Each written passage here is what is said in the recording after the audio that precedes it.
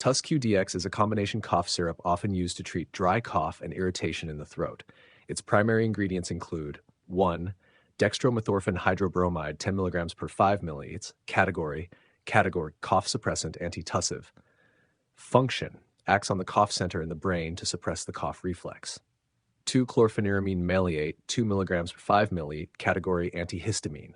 Function reduces allergic symptoms like throat irritation, runny nose, and sneezing by blocking histamine receptors. 3.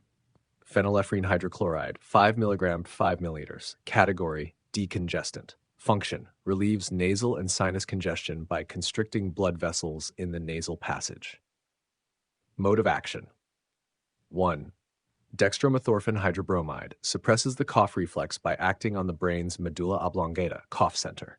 It's effective for dry, non-productive coughs as it does not loosen or expel mucus. 2.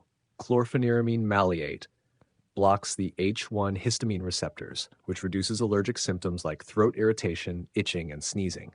Also has mild sedative effects, helping the patient rest. 3.